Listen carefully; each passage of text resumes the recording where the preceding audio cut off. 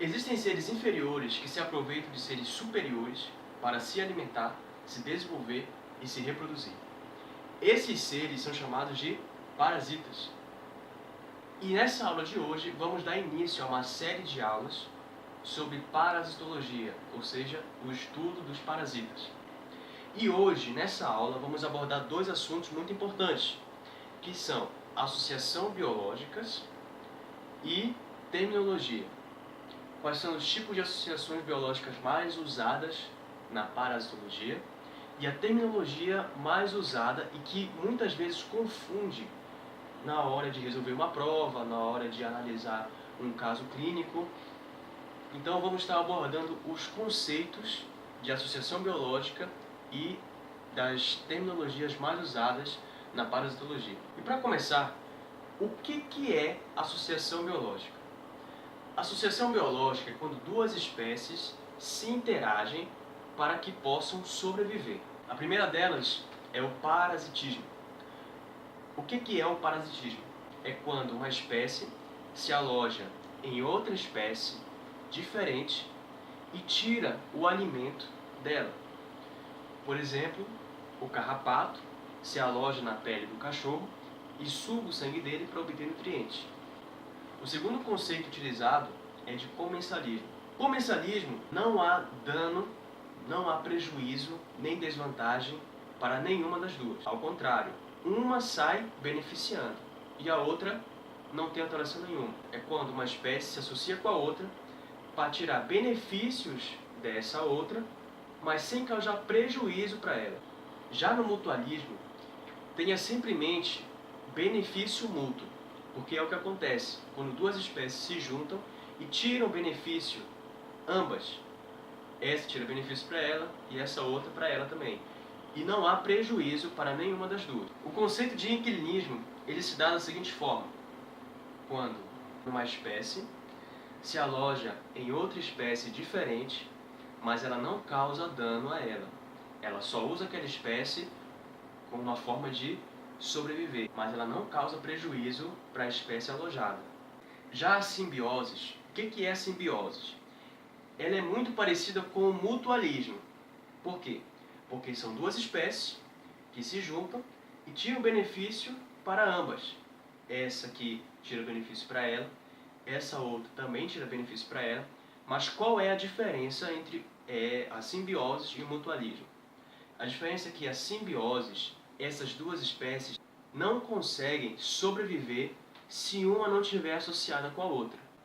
No mutualismo é diferente. No mutualismo, uma consegue se associar com a outra, tirar benefício para ambas, só que elas conseguem sobreviver, conseguem viver normalmente separadas.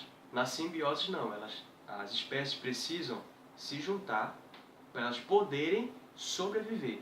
Já no oportunismo, a situação é bem interessante, porque reflete muito o que os micro-organismos fazem numa pessoa que tem uma imunidade baixa. O nome é autoexplicativo, oportunista. Ele vai se aproveitar da baixa imunidade da pessoa para se manifestar. Tá, então a gente viu os 6 conceitos aqui: parasitismo, comensalismo, mutualismo, inquilinismo, simbioses e oportunismo. De associações biológicas, essas são as mais usadas e as mais importantes também. Agora vamos para a terminologia. Na terminologia, o primeiro conceito que se deve ter em mente é de hospedeiro. O hospedeiro é o animal que recebe o parasita. Só que existem 3 classificações para o hospedeiro. Existe o hospedeiro definitivo, o hospedeiro intermediário e o hospedeiro transportador. Qual é a diferença de cada um? O hospedeiro definitivo é quando ele tem a forma parasitária adulta em seu organismo e que essa forma parasitária se reproduz sexualmente. Já o hospedeiro intermediário é quando ele tem a forma parasitária em desenvolvimento dentro do seu organismo e essa forma parasitária se reproduz assexuadamente. E o terceiro hospedeiro é o transportador. Consiste em que esse hospedeiro ele possui as formas larvárias em desenvolvimento do parasita, o parasita ele não consegue se reproduzir dentro desse hospedeiro, transportador, porque a função desse transportador é simplesmente só deslocar o parasita de um local para outro. A outra terminologia é de reservatório. O reservatório, ele significa o quê? Significa que ele pode ser qualquer homem, qualquer animal, qualquer planta ou qualquer matéria inanimada que contenham os micro-organismos, contenham os parasitas, contenham esses micro-organismos e que eles possam servir de ambiente para esses micro-organismos se reproduzirem. E esse reservatório ele é capaz de transmitir esses micro-organismos ou esses parasitas para outro ser. Portador? Portador. O portador é aquele que contém os micro-organismos, mas esses micro-organismos não produzem dano, não produz prejuízo para ele. O quarto conceito é de vetor. O vetor, ele é qualquer artrópodo ou qualquer animal que seja capaz de transmitir o parasita ou qualquer micro-organismo. E os vetores se classificam em mecânicos e biológicos. Os mecânicos se caracterizam por transmitir os micro-organismos por meio do arraste. Um exemplo é a mosca. Bonita, pequenininha, nem incomoda. Ela é capaz de pousar nas fezes do cachorro, por exemplo, e com as suas patinhas juntar vários e vários micro-organismos, como protozoários, como bactérias. E depois ela sai do cocôzinho, vai voando e pousa no seu lindo prato de arroz e feijão, espalhando as bactérias, espalhando os protozoários e os parasitas. E a segunda classificação é de um vetor biológico.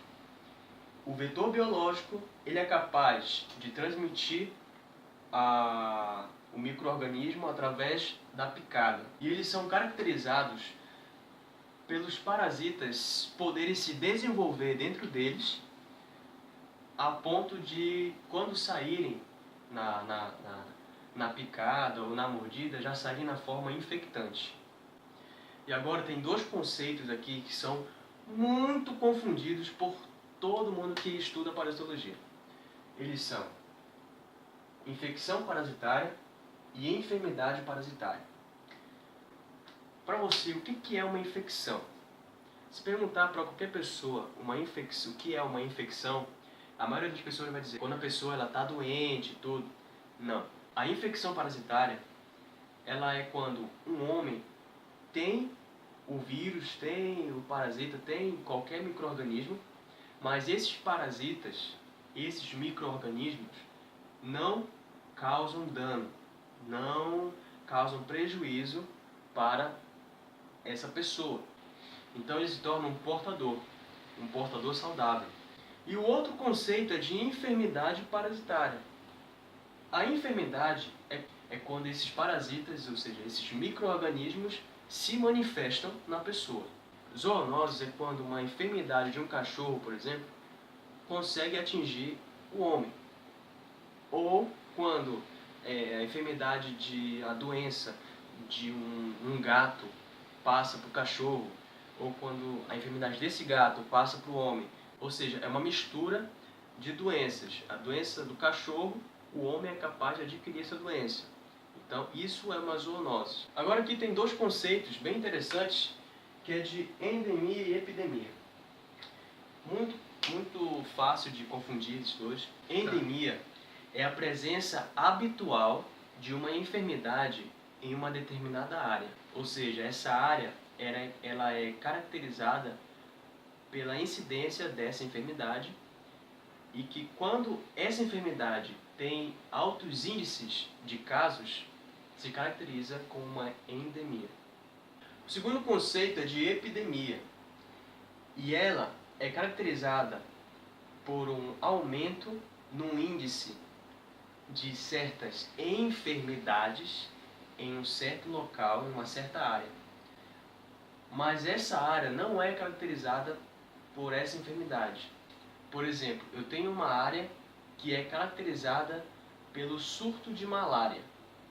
A malária, nesse caso, seria o aumento do índice de malária, nesse caso, seria uma endemia. Mas se nessa área, por exemplo, surge casos de dengue, então esses casos que não fazem parte da característica dessa área se peculiarizam, se caracterizam como epidemia. Já esses dois conceitos aqui são bem fáceis, de prevalência e incidência. A prevalência é quando uma enfermidade ele é expresso em porcentagem e ele prevalece sobre todas as outras. Já a incidência é uma frequência de novos casos. Os próximos conceitos aqui nós vamos ver de patogenicidade e virulência. A patogenicidade é a capacidade do micro-organismo, parasita ou bactéria de produzir dano ao seu hospedeiro. Já a virulência é o grau de patogenicidade que esse micro-organismo é capaz de causar. Um grau mais leve, um grau moderado, um grau mais intenso, um grau mais grave. O período de incubação é o tempo em que o micro-organismo ou o parasita ele precisa para se manifestar clinicamente. Ou seja, quando um parasita entra no meu corpo, demora quantos dias, quantas horas para ele se manifestar em mim. Bom, galera, essa foi nossa aula de parasitologia.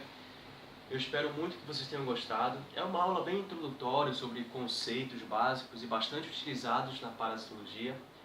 E eu espero que vocês tenham gostado dessa aula e que, se você de alguma forma achou que o seu tempo que você dedicou a este vídeo tenha contribuído você para algum conhecimento ou para te ajudar em algum exame, se inscreve aqui embaixo, deixa o seu like, clica no sininho também para não perder as notificações dos próximos vídeos que vão ser lançados também sobre parasitologia, onde vamos abordar outras enfermidades, se aprofundar mais na parasitologia, no estudo de certos parasitas. E não se esqueça também de compartilhar com seus amigos. Obrigado.